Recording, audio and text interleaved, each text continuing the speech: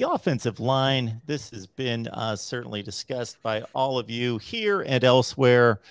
Is it as simple as the 5 starting we're good with and the backups suddenly there's a drop off, or is it a little bit more of a dynamic than that? I was just trying not to run the whole conversation there, giving people an opportunity to go there. You know, I think that they feel good about their starting 5. I think you feel pretty good 1 to 7 right now, maybe 1 to 8. It just depends on how some guys come back from injury and things of that nature. But, you know, let's just call it what it is. There were some misses during the end of the Greg Studrara era.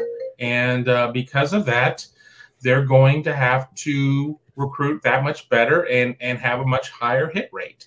And I don't know if you sit there and you have to get to your 4th guard if you're going to be feeling all that well. I don't know if there are a lot of programs, though, if they get down to their 4th guard, are going to feel great about the situation. But Ohio State certainly has had its issues toward the end of Studrara's recruiting tenure with the Buckeyes.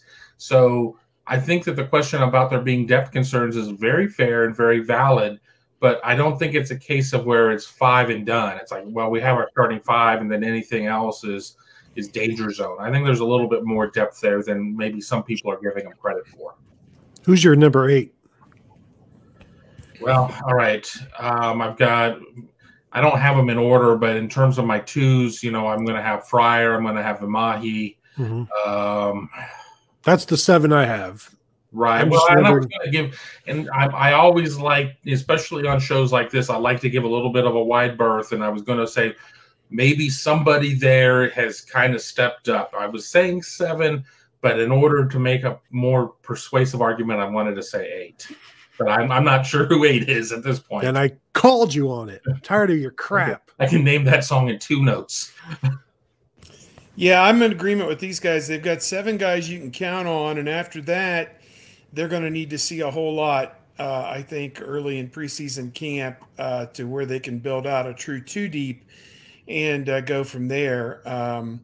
It's possible maybe an incoming freshman could maybe spark something there. Hard to say, but they've got bodies. They just need to get healthy. That's the big thing. They had some guys who missed the spring, including Fryer, due to injuries, and they got to get some people healthy up there. So, to sit here and name names or whatever, it would just be, folly at this point, because nobody beyond the front 7 has really proven anything. And that's not me saying that.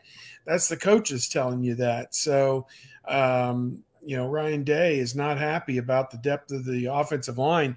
And it's so bad that if the right guys go pro after this season, they may have to get not 1, but 2 starters for 2023 out of the transfer portal. So, it is not a good situation right now. And other than Paris Johnson, Donovan Jackson, the offensive line recruiting kind of fell off a cliff here the last couple of years with Greg Studrara. So they really, really do need some guys to come on. And this is an important summer for development and moving those guys toward being producers in the fall.